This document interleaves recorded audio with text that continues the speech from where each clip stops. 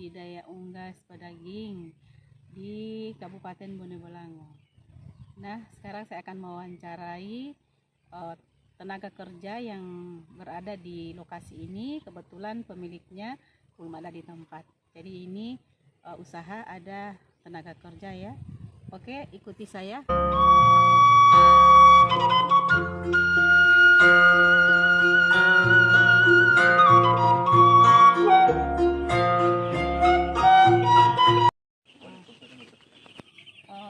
Pak, perkenalkan saya. Saya ini guru di SMA 3 Gorontalo. Saya mengajar budidaya, tentang budidaya prakarya budidaya. Jadi mengambil budidaya unggas pedaging. Nah, untuk itu saya minta sama Bapak untuk minta waktu hanya 15 menit barangkali untuk bisa menjawab beberapa pertanyaan saya tentang usaha budidaya unggas ini. Nah, jadi yang ingin saya tanyakan pertama, ini usaha ini berdiri sejak tahun berapa, Pak? 2015. 2015 ya? 2015. Terus pemiliknya siapa, Pak? Under Lawan. Oh, Pak Under Lawan. Pertama waktu buka kandang ini, membangun kandang ini, itu modal sendiri atau? Modal sendiri. Jadi modal sendiri ya. Sendiri. Kemudian luas kandang ini berapa, Pak? Panjang 60. Panjang 60, 60, lebar 6. 6. Oke.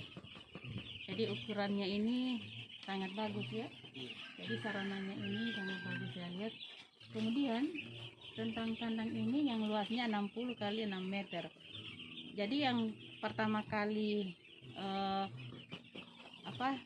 menggunakan kandang ini langsung diisi semua atau? Semua. Kita cuma masa brooding, jadi cuma kasih kecil begini. Oh, jadi proses pemeliharaan itu kalau masih umur begini, jadi masih dalam satu kelompok, kemudian nanti kalau sudah usia berapa dipindah-pindahkan lagi. Oh, begitu. Nah, sekarang saya lihat peralatan kandangnya seperti tempat minum, tempat pakan, banyak, Pak ya? Iya. Oh, jadi ini yang tempat pakan ini harus sesuai jumlah unggas? Sesuai. Sesuai ya? Iya. Jadi sesuai jumlah unggas. Berapa ekor ini pertama kali waktu buka kandang ini? Berapa ekor pertama dilepas? 3.000. 3.000. Oh, 3.000 ekor ya. 3.000 ekor. Apa ada unggas waktu itu dilepas? Ada yang mati juga? Ada. Banyak ya? Pernah kejadian 200 lebih. Oh, pernah waktu itu pertama buka 250. Udah 3 kali periode. Oh, 3 kali periode. Pas periode ketiga. Periode ketiga Iya. dari sejak 2015 Iya. itu kerugian yang didapat itu mencapai setiap 250 ekor dari 3.000. Iya. Itu pengaruhnya itu dari apa, Pak? Waktu perjalanan jauh, Oh, perjalanan. baru aksakan bensin. Oh, jadi pengaruh transportasi ya? Iya. Jadi transportasi.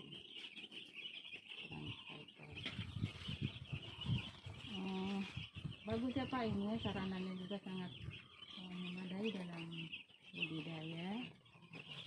Lalu ini kandangnya ini saya lihat ya, sistem kandang lantai berlubang ya. Iya, Karena kandang open. iya, karena kandang open terbuka untuk leluasannya angin kalau bisa keluar masuk. Kemudian untuk membuang kotorannya juga dia teratur ya. Iya, Jadi kebun. iya. Jadi untuk membersihkan. Jadi peralatan kandang, kemudian ini ada lampu ya. Iya. Ada lampu penerang. Kemudian ini yang alat ini itu lampu untuk suhu ya. Iya, suhu. Suhu untuk induk ya. Iya. Oh. Malam. Kemudian ini tentang bibit ya. Ini bibit diperoleh dari mana? Bibit ini dari Makassar. Oh, Makassar langsung. Oh, Makassar. Terus dalam proses pemeliharaan itu, apa namanya siapa dulu? Jeffrey Ngabito. Jeffrey Ngabito. Pak Jeffrey di sini sebagai tenaga kerja ya, Iya. sebagai tenaga kerjanya Pak Under. Nah sekarang berarti sebagai tenaga kerja itu berarti dalam proses pemeliharaan itu Bapak sudah tahu dalam hal pemberian pakan, pemberian vitamin dan vaksin. Iya. Apa ayam ini unggas ini pernah divaksin usia ini usia seminggu ini atau 1 minggu lebih. sudah 2 minggu ya? 9 2 minggu. Jalan 2 ya? Iya. Oh, jadi usia sudah 7 sampai dengan 14 hari. Kemudian pakannya itu apa ditimbang?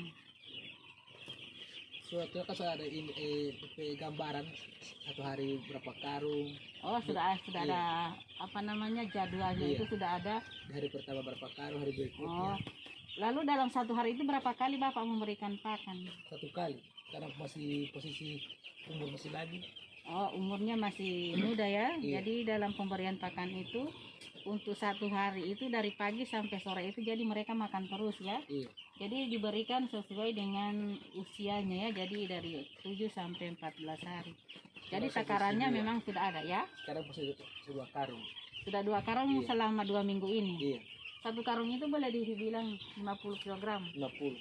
Oh, berarti sudah 2 minggu sudah makan 100 ya. Iya. 100 kg.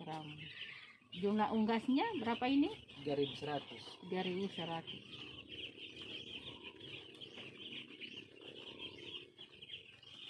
3.100. Ekor. Terus apa Bapak pernah melakukan vaksinasi? Ada? Kalau di sini tidak pernah memberikan vaksin. Tidak ada vaksin, Vitamin. cuma vitamin. Iya. Begitu dia sampai dalam umur DOC 1 minggu sudah dikasih vitamin. Belum, cuma air biasa. Air biasa dulu ya, Iya. air gula. Iya, gula merah. Oh, air gula. Jadi dalam usia 1 minggu itu air gula. Air gula. Tapi selama ini belum kasih vaksin ya? Belum. Belum. Oh, gitu. Cuma vitamin isi kebanyakan. Oh, vitamin. Tidak Lalu- pernah vaksin. Oh, lalu vitaminnya itu apa namanya? Jargo. Oh, vitamin jargo.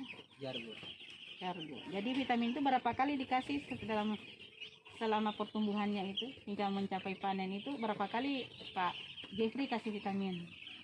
Kalau 1 bungkus ukuran 500 gram, kalau macam 3 hari supaya ada perubahan, tinggal berhenti. Oh, jadi 500 gram. Iya, 500 gram itu untuk 3.000 ekor. iya. Dicampur dengan air.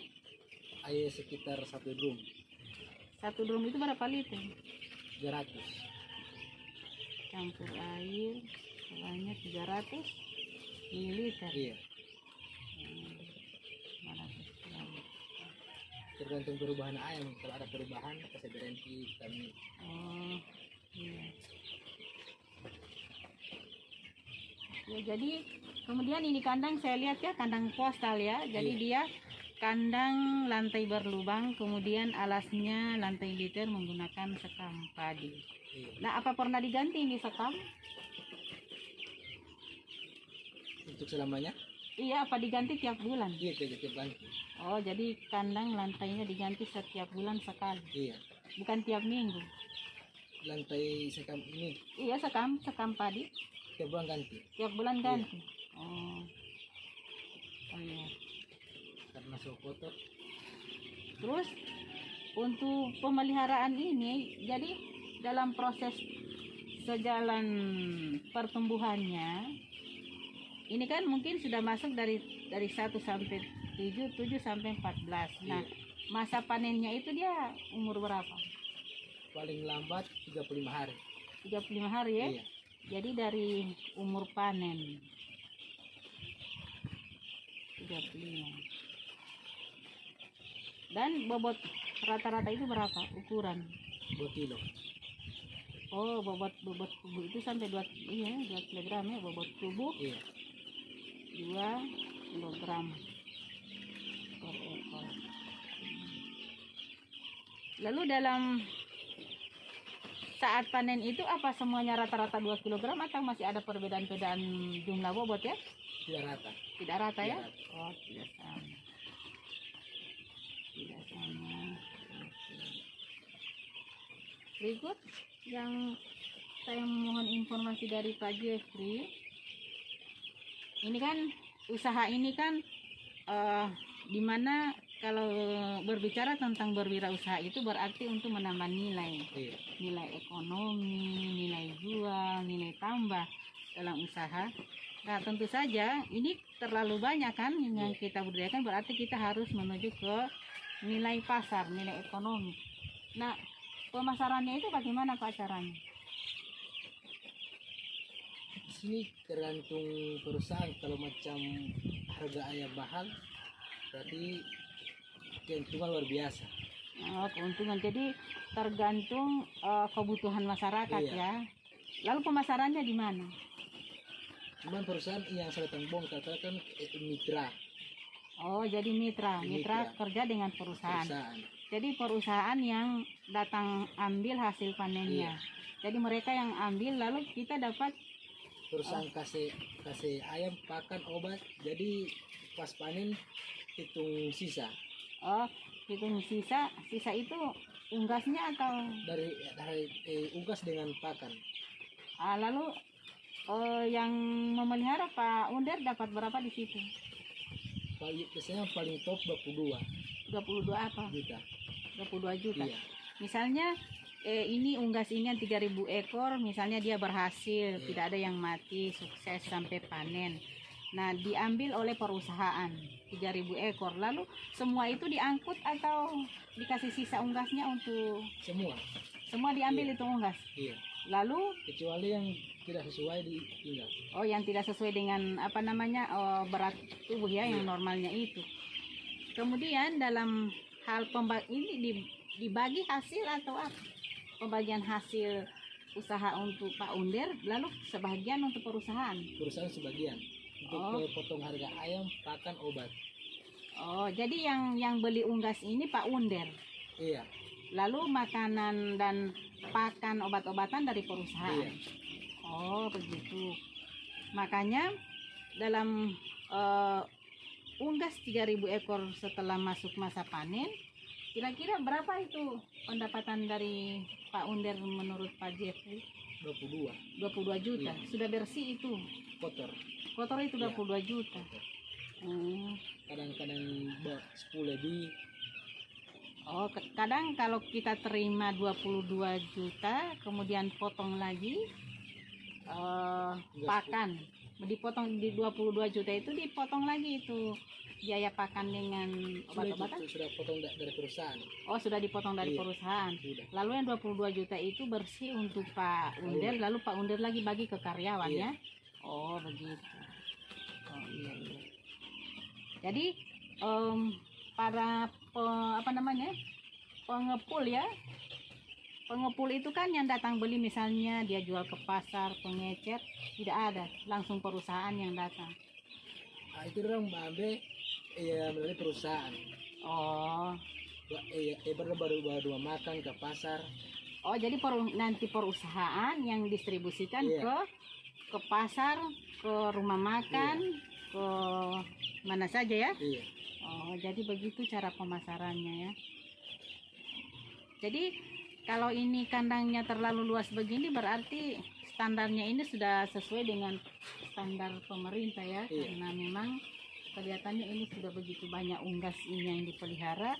Berarti dalam budidaya dimulai dari tahun 2015 ini Bapak Under dan Pak Jeffrey selama bekerja di sini artinya merasa ada keuntungan, ada kelebihan yang didapat di sini. Tidak pernah mengalami kerugian setiap panen 35 hari setelah panen. Artinya Pak Jeffrey juga gajinya tetap ada. Alhamdulillah. Alhamdulillah ya. Jadi tidak merasa dirugikan. Berarti Pak Under juga kalau begitu termasuk orang yang sukses dalam budidaya ini. Sebab apa? Dalam berwirausaha itu di mana pemilik usaha itu dia juga mampu memperhatikan tenaga kerja. Karena bisa berhasilnya usaha ini karena adanya tenaga kerja yang membantu dalam proses pengurusan, terutama pemeliharaan dan pemberian pakan, vitamin dan lain-lain. Oh, sangat bagus Pak ya. Ini. Jadi untuk kedepannya ini dari tahun 2015 ini sudah 2022, berarti seberapa tahun Pak ya? 15 sudah 6 tahun ya, sudah 7 tahun ya, sudah jalan 7 tahun ini usaha. Jadi artinya Pak Under makin sukses dengan usahanya, dan Pak Jeffrey juga betah untuk merawat, memelihara unggas ini. Karena ujung-ujungnya dalam berbisnis itu, kalaupun itu modal sedikit pasti untung. Jangan kita berpikir berwirausaha itu nanti modal besar baru kita mencapai keuntungan. Tetapi dalam hal berbisnis itu kita awali dengan modal yang kecil, sudah pasti kedepannya kita untung. Ya, oke. Jadi untuk Pak Jeffrey, karena saya lihat di sini tentang sarana produksi budidaya unggas pedaging sama Pak Under dan Pak Jeffrey sebagai tenaga kerja, berarti ini sudah termasuk usaha yang usaha lebih meningkat karena sudah ada tenaga kerja yang membantu Pak Under, karena usahanya mulai berkembang. Jadi saya lihat, karena biasanya kalau orang melakukan usaha budidaya itu kalau dia merasa rugi, dia tidak akan menggunakan karyawan. Tetapi karena saya lihat ini ya, alhamdulillah Pak Under usahanya juga makin maju karena ada di sini Pak Jeffrey juga yang tahu bagaimana cara pemeliharaan unggas yang baik dan benar. Oke Pak Jeffrey ya, terima kasih waktunya sudah membantu saya, dan ini merupakan bahan pembelajaran saya bagi anak-anak saya di sekolah. Karena apa? Ini sangatlah penting, karena dalam teknik budidaya itu yang perlu diperhatikan itu ya ini tentang kandang, kemudian lokasi tempat pembangunan kandang atau lahan yang dipilih dia harus jauh dari pemukimannya. Dan saya lihat ini pas sekali karena memang harus jauh dari pemukiman karena di situ menghasilkan bau-bau. Iya, jadi komplain warga ya. Macam di Lombok itu kan komplain. Iya, komplain karena dari baunya itu. Jadi memang dia harus jauh dari pemukiman. Kemudian kandang bagus, kandangnya ini bentuk panggung. Jadi kandang lantai berlubang dengan beralaskan lantai liter atau sekam padi. Kemudian ukurannya sangat memuaskan. Lalu sarana lain yang mendukung saya lihat ini tempat pakan, tempat minum, ada lampu, kemudian ada pengairan ya. Iya. Ada pengairannya, kemudian ini persiapan pakannya begitu banyak. Ini saya lihat pakannya ya. SD 01. Oke ya. Jadi ini ada pakan. Jadi unggasnya di sini tenang ya, karena mereka tidak terusik dengan segala macam bunyi-bunyian. Ya. Jadi sudah sangat bagus ya dari sarana semuanya, dari alat dan bahan, kandang, kemudian bibit, lalu pakan, lalu obat-obatan, vaksin. Oke. Jadi terima kasih Pak ya sudah membantu saya. Oke anak-anakku sekalian, dalam pembelajaran ini sarana produksi budidaya unggas pedaging, lalu kita masuk pada materi KD32 tentang sistem produksi usaha budidaya unggas pedaging, yaitu meliputi sarana produksi, dan sekarang Anda lihat bahwa sarana produksi di sini terutama kandang sangat memadai sekali untuk pemeliharaan unggas yang dilakukan oleh pelaku usaha yang sudah sukses atas nama Pak Under Lawani. Oke, jadi video saya ini menjadi bahan pembelajaran kalian, bahan ajar saya untuk kalian, dan kalian bisa menjelaskan dan selalu mengamati video saya dengan cermat bahwa pembelajaran ini sangat penting bagi Anda ke depannya. Di satu saat nanti kalau Anda ingin berwirausaha, ingin membudidayakan unggas, Dengan belajar budidaya unggas seperti ini caranya, berarti yang utama itu adalah sarana produksi yang harus disiapkan, kemudian sumber daya lain yang menunjang, yakni ada pelaku usaha yang memiliki kompetensi tentang kewirausahaan, kompetensi tentang budidaya itu seperti apa, kemudian ditunjang oleh modal, kemudian bahannya ada, lalu mesinnya juga ada, lalu cara kerjanya seperti apa, dan terakhir dalam kegiatan kewirausahaan itu di mana kita harus apa yang kita usahakan dalam berwirausaha, tentu saja ujung-ujungnya pemasaran. Hasil produksi itu tentu saja harus kita jual, memiliki nilai ekonomi, nilai tambah bagi kita semua kalau kita memiliki niat untuk berwirausaha. Oke, jadi anak-anakku perhatikan dengan baik ya, deskripsikan tentang materi ini bersama kelompok, diskusikan secara kelompok di kelas, dan Anda presentasikan. Terima kasih. Assalamualaikum warahmatullahi wabarakatuh.